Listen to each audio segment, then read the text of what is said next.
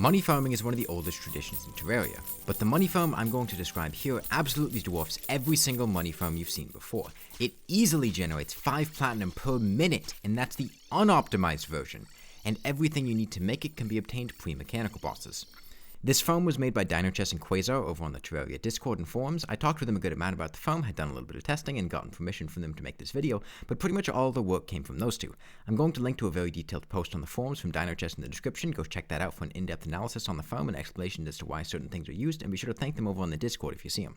The basis of this farm is the Lucky Coin.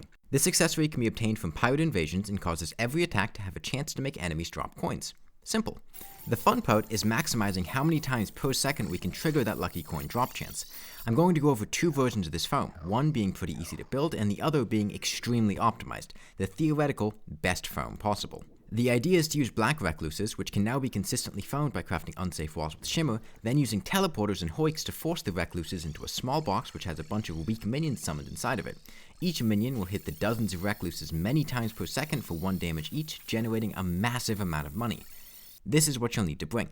A Finch staff, which can be obtained by shimmering a living wood wand if you don't get one in a chest. A flink staff, crafted with gold or platinum and flink's fur. A vampire frog staff, obtained from wandering eyefish and zombie mermen.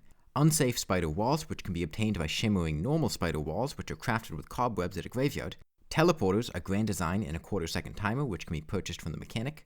As many minion slots as you can obtain, at the very least I would bring spider armor, a pygmy necklace, and a bewitching table for 6 minion slots, which is how I'll be showing this off. A statue that spawns a fighter enemy, such as a skeleton, undead viking, or a zombie. And most importantly, a lucky coin, or one of its upgrades, and something to increase your pickup range, like a greedy ring or a treasure magnet. Don't forget about one of those last two. If you don't have increased pickup range, coins will start to despawn before you can pick them up, because that's just how fast this thing generates money. These next parts are optional, but I highly recommend them. 1500 sand, sandstone, or hardened sand, and some sandstone walls to make an underground desert biome to boost spawn rates.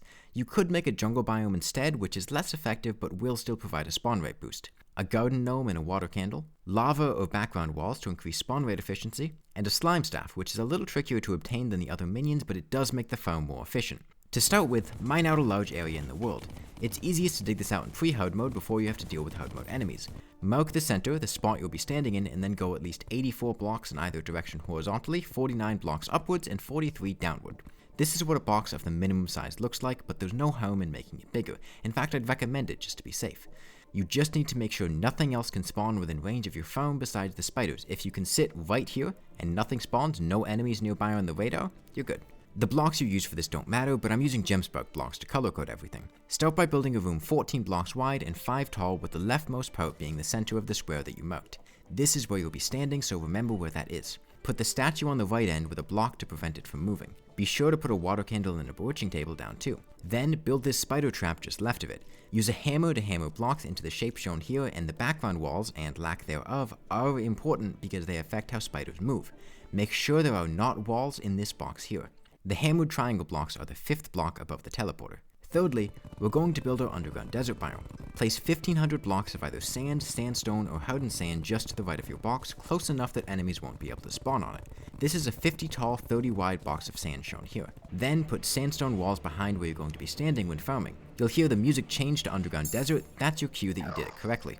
Lastly, go 62 blocks left of the center spot that you marked and at least 34 but no more than 46 blocks down. I recommend 40 as a nice even number. We're going to build the spider spawning platform now. You want to build a box 22 wide and 5 tall with 4 teleporters on the second to bottom row spaced 3 blocks apart like this. Put 3 blocks on top of each teleporter, and this barrier on the side is optional but helps to avoid spiders falling in the lava. That brings the length to 24 blocks if included. If the barrier is too far away from you and allows enemies to spawn on it, put walls or bubble blocked lava on top of it to prevent that. Next, put those shimmered spider walls on the blocks. Make sure each of the top layer of blocks has a wall behind it. If you get any enemies that are not spiders, you missed a spot with the walls, or you left some blocks open to spawn on. Then go ahead and flood the floor with lava.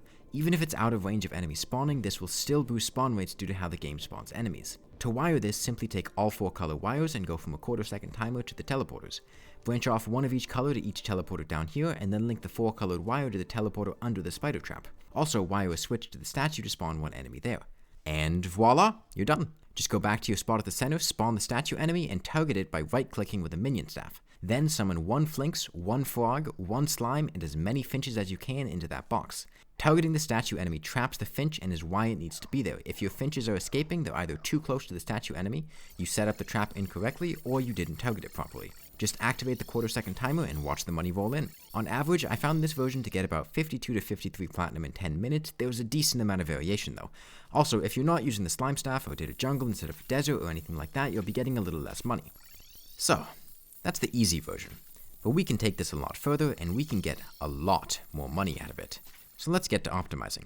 This farm here was built by Quasar directly and they just sent me the world file. To start with, the For the Worthy seed increases the spawn cap, so we're doing this on that seed. I'm also using 10 minion slots. This can be done post-Plantera with a summoning potion and Pumpkin Moon summon buffs, or post-Moonlord with no summoning potion. If you haven't noticed, I'm avoiding potions because this is, at its core, an AFK farm. You could use battle or summoning potions, but that's not something that's ideal for AFKing. Be careful not to buff your minion damage too high. As long as the Vampire Frog is 18 or less damage, you should be fine. Rather than a quarter-second timer, there are 2 dummy engines to rapidly activate these pressure plates and send signals to the teleporters much more frequently. A third dummy engine activates one of the teleporters again to avoid accidental teleporting of spiders backwards, and there are spawning platforms on both sides of the farm instead of just one. A wall of walls helps to boost spawn rates further, and block-swapped platform hoiks are here to avoid recluses from walking out of the teleporter area. I summon my frog, flink, slime, and all 7 finches and let the spiders crawl in. I let it run for a couple minutes to stabilize the spider spawns and then get the timer started. And immediately it is off to an unbelievable start. In just 1 minute I already have over 10 platinum coins, and the pace just doesn't let up. By the 10-minute mark I have over 102 platinum. That is the best possible money farm in Terraria. Completely AFK, fairly easy to set up, and absurdly efficient. You will never be short of money for reforging. 30 seconds in this thing gives you enough money to buy a companion cube. 10 seconds for a Clintaminator. If you got a coin gun, which is fairly likely considering that you found for a lucky coin, you could easily keep it supplied with platinum coins, which makes an unbelievably powerful weapon. Seriously, I highly recommend trying the coin gun and keeping it supplied with ammo from this because it will annihilate pretty much every boss in the game.